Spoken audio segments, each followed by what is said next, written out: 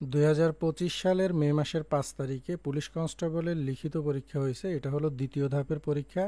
বিভিন্ন জেলার দ্বিতীয় ধাপের যে পরীক্ষা হয়েছে সেই প্রশ্নের সমাধানটা এখন তোমাদেরকে দেখাবো।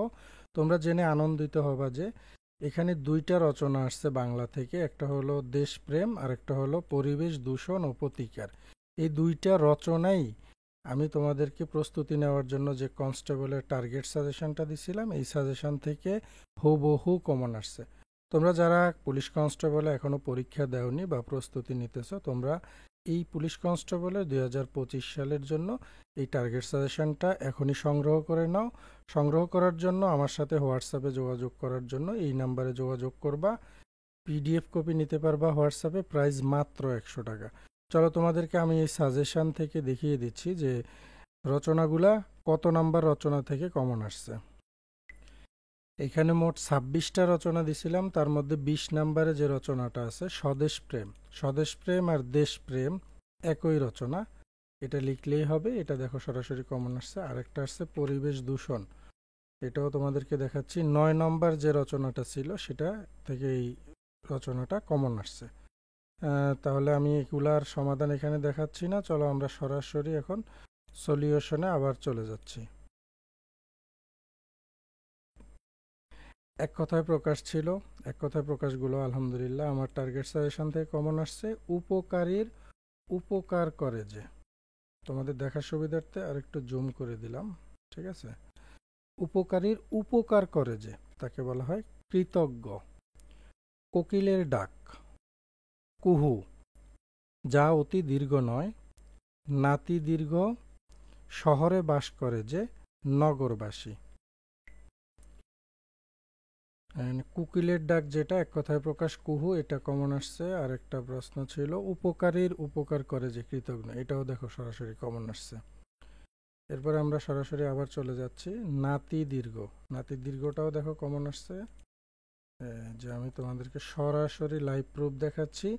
এটা কিন্তু কোনো অনলাইনে যারা সাজেশন সেল করে তারা কেউ এরকম সরাসরি সাজেশন থেকে কমন আসছে এটা দেখায় না, দেখাইতে পারবে না। যে দেখো যা অতি দীর্ঘ নয়, নাতি দীর্ঘ, সরাসরি কমন আসছে।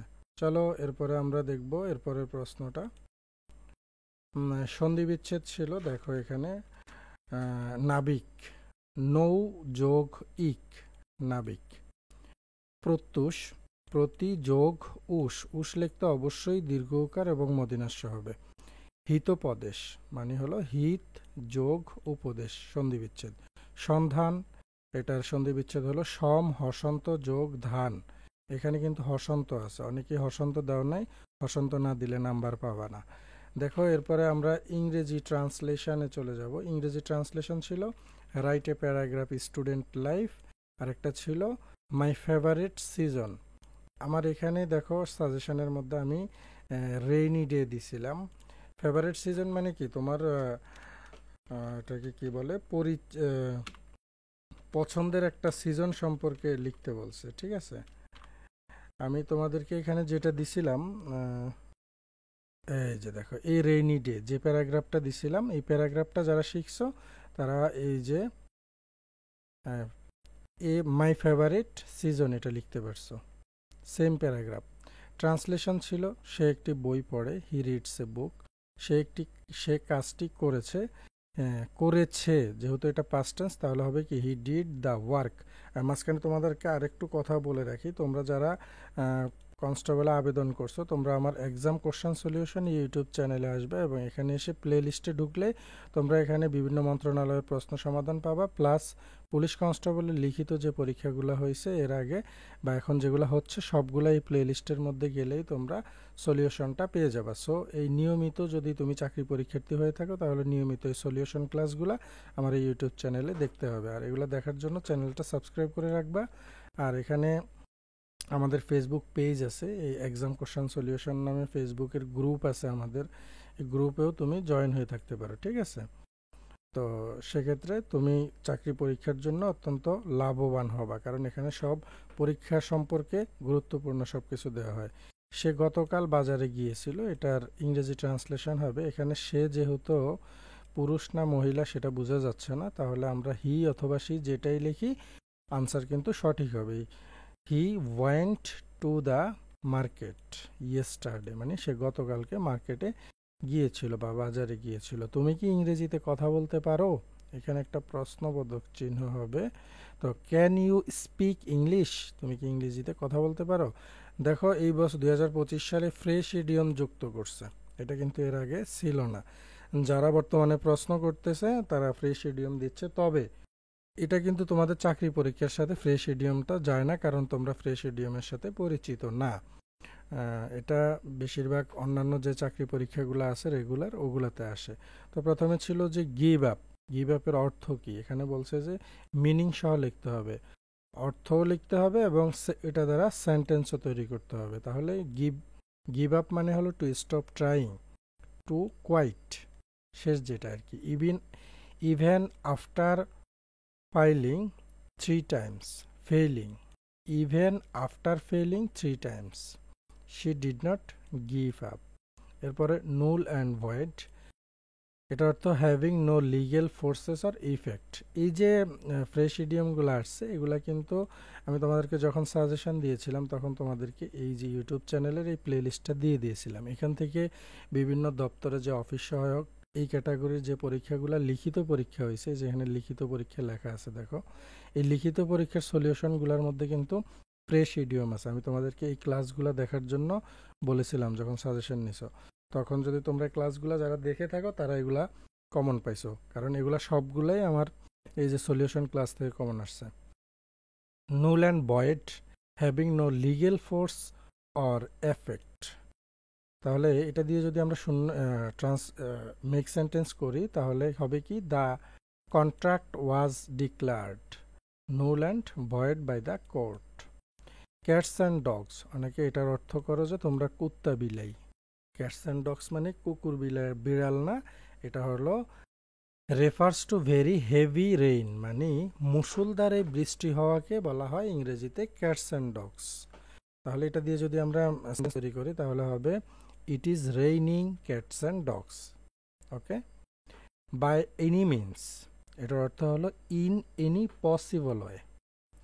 হি was determined to succeeded by any means. তো এটা ছিল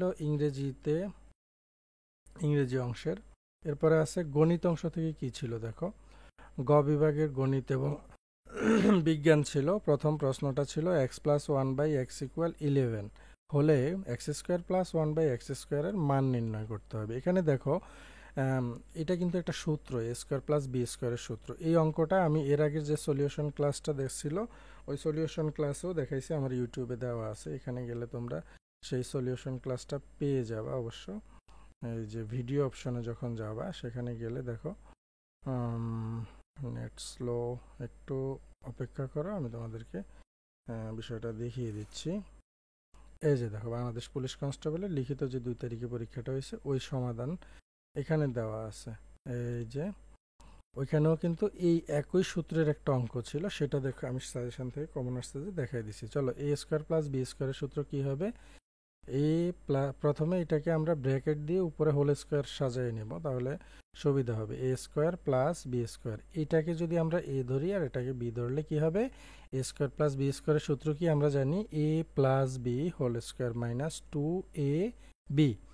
তো এটা আমরা লিখার পরে এখন কি করব, এই x আর xটা কাটা যাবে আর এখানে থাকে 2, তাহলে x+1/x এর মানটা কত দেওয়া আছে? প্রশ্নে দেওয়া আছে 11। ওকে, তো আমরা এখন মানটা জাস্ট বসাই দেব। মান বসাই দিলে এখানে একটা ব্র্যাকেট দিতে হবে। ব্র্যাকেট যদি তুমি না দাও তাহলে 1-এর উপরে স্কোয়ার বোঝাবে, ব্র্যাকেটটা দিইনি ভুলে। আচ্ছা, এখানে দুইটার মধ্যে ব্র্যাকেট দিয়ে উপরে স্কোয়ার দেবা, তাহলে 11-এর উপরে হোল স্কোয়ার বোঝাবে। ওকে, 11² - 2। তো 11 দুইবার যদি তুমি গুণ করো, 11 গুণ করলে হয় 121 - 2, তাহলে 121 থেকে 2 গেলে 119। দেখছো, একেবারে সহজ একটা অঙ্ক। জাস্ট এখানে কারিশমাটাই হলো এই যে সূত্রটা, এই সূত্রটা কি হবে এটা তুমি জাস্ট মনে রাখতে হবে। ওকে, তাহলে অঙ্কটা তুমি 1 মিনিটে সলভ করতে পারবা। একটি পণ্যের ক্রয় মূল্য 300 টাকা দেওয়া আছে, মানে সে একটা পণ্য কিনছে, সেটা যে কোনো কিছুই হইতে পারে। এটা কিনার মূল্য ছিল কত টাকা? 300 টাকা। এখন বলছে 20% লাভে বিক্রয় মূল্য কয় টাকা, এটা বের করতে হবে। লাভ করতে হবে 20%। মানে এই প্রোডাক্টটা যে কোনো কিছুই হোক, এটার দাম হলো কত, 300 টাকা দিয়ে সে কিনছে।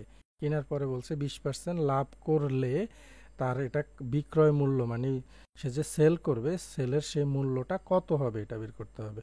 তো যেহেতু প্রশ্নে আমাদেরকে 20% লাভ বলছে, লাভ মানেই হলো কি 100-র সাথে 20 যোগ করতে হবে।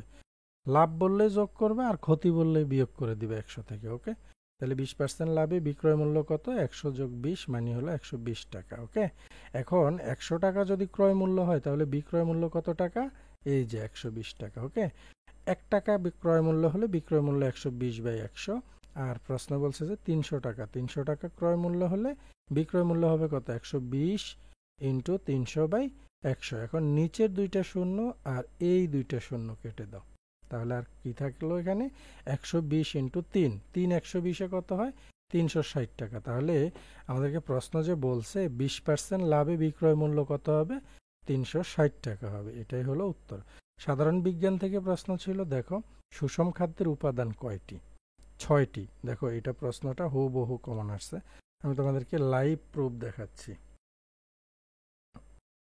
এই যে জাস্ট ওয়েট, লাইভ প্রুফ দেখাচ্ছি তোমাদেরকে, সাজেশন থেকে কমন আসছে কিনা। তোমরা যারা পরীক্ষার্থী আসো, এই যে দেখো সুষম খাদ্যের উপাদান কয়টা, 6টা। এটা কত নাম্বার পৃষ্ঠা থেকে কমন আসছে সেটাও বলে দিচ্ছি, 39 নম্বর পৃষ্ঠা থেকে কমন আসছে।